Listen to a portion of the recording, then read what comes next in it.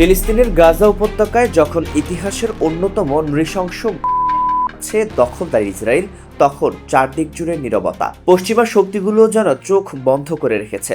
এমন ভয়াল সময়ে তেহরান থেকে ভেসে এলো বজ্রকণ্ঠের হুঁশিয়ারি। ইসলামী প্রজাতন্ত্র ইরান জানিয়ে দিল পরিস্থিতি যে কোনো দিকে মোড় নিতে পারে এবং তার জন্য তারা পুরোপুরি প্রস্তুত। সৌদি আরবের জেদ্দায় অনুষ্ঠিত ওআইসির জরুরি সম্মেলনে ইরানের পররাষ্ট্রমন্ত্রী আব্বাস আরাকচির সেই বক্তব্য যেন গোটা বিশ্বকে কাঁপিয়ে দিয়েছে। তিনি স্পষ্ট করে বললেন, কোনো কিছুই ঘটতে পারে আর আমরা সবকিছুর জন্য প্রস্তুত। অর্থাৎ ইরানের ধৈর্যের বাঁধ ভাঙতে চলেছে। কিন্তু হঠাৎ কেন এত কঠোর অবস্থান নিল তেহরান? এর উত্তর লুকিয়ে আছে মধ্যপ্রাচ্যের অস্থির বাস্তবতায়। ইয়েমেনের রাজধানী সানায় হুতিদের প্রেসিডেন্সিয়াল ভবনে যখন কাপুরুষোচিত হামলা চালায় ইসরায়েল, তখন ইরান নিশ্চুপ থাকতে পারেনি। বহুদিন ধরেই হুতিদের সমর্থন নিয়ে আসছে তেহরান। একইভাবে লেবাননের হিজবুল্লাহকেও তারা শক্ত অবস্থানে রেখেছে। মূলত এই দুই মিত্র শক্তিকে আঘাত করে ইসরায়েল ও তার পশ্চিমা প্রভুরা ইরানকে বার্তা দিতে চেয়েছিল। কিন্তু ইতিহাস বলে, চাপের মুখে ইরান দমে যাওয়ার পাত্র নয়, বরং চাপ যত বাড়ে তাদের প্রতিরোধ ততটাই শক্তিশালী হয়ে ওঠে।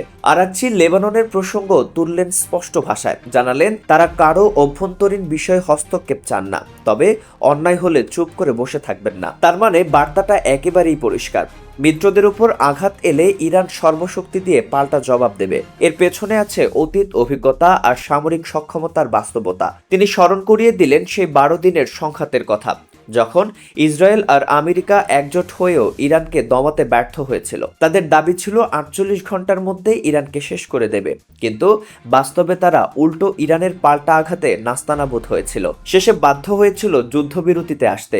সেই স্মৃতি আবারও ইঙ্গিত দিচ্ছে, পুরনো ভুলের পুনরাবৃত্তি করলে এবার জবাব আগের চেয়েও বহুগুণ ভয়ঙ্কর হবে। সেই রাজনৈতিক সতর্কবার্তার পাশাপাশি ইরান তাদের সামরিক শক্তিকেও এক নতুন উচ্চতায় নিয়ে যাওয়ার ঘোষণা দিয়েছে।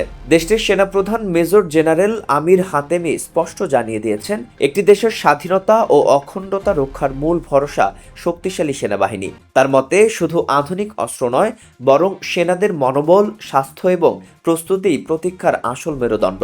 তিনি খোলাখুলি বলেন, আমরা এমন অঞ্চলে বাস করি যেখানে একদিকে শিশু হত্যাকারী ইসরায়েল, অন্যদিকে আমেরিকা, যারা শান্তিকে দুর্বলদের আত্মসমর্পণ মনে করে। এই বাস্তবতায় টিকে থাকতে হলে শক্তিশালী সেনা শক্তির বিকল্প নেই। ইতিহাসের ভয়াল দিনগুলোকেও স্মরণ করিয়ে দিলেন হাতেমি। 13 জুন দখলদার ইসরায়েল যখন কোনো ঘোষণা ছাড়াই আগ্রাসন চালায়, টানা 12 দিন ধরে ইরানের হাজারো মানুষ প্রাণ হারায়। এমনকি পরমাণু স্থাপনাগুলোতেও হামলা চালানো হয়। কিন্তু ইরান প্রতিশোধ নিতে পিছপা হয়নি। পাল্টা আঘাতে ইসরায়েলি সামরিক ঘাঁটি ও কাতারে অবস্থিত মার্কিন ঘাঁটি গুড়িয়ে দিয়েছিল তারা। এতে থেমে যায় দুই অশুভ শক্তির আগ্রাসন। এই অভিজ্ঞতার ভেতর দিয়েই ইরানের পরমাণু কর্মসূচি আবারও মাথা তুলে দাঁড়িয়েছে। দখলদার ইসরায়েল এখন আতঙ্কে কাঁপছে। ইরান হয়তো শীঘ্রই পারমাণবিক বোমা তৈরির দ্বারপ্রান্তে পৌঁছে যাবে। ফিনান্সিয়াল টাইমস জানিয়েছে, ইসরায়েল ও ইরানের মধ্যে যে কোনো মুহূর্তে আবারও যুদ্ধ বেঁধে যেতে পারে, কারণ সামরিক হামলা চালিয়েও ইরানের পরমাণু কর্মসূচিকে শেষ করা যায়নি। এই ভয় থেকেই ইসরায়েল নতুন হামলার পরিকল্পনা করছে। অন্যদিকে ইরানের সংসদের স্পিকার মোহাম্মদ বাঘের গালিবাফ জানিয়ে দিয়েছেন, যদি আবারও হামলা হয় তবে ইরান এবার নতুন অঞ্চলে আঘাত করবে।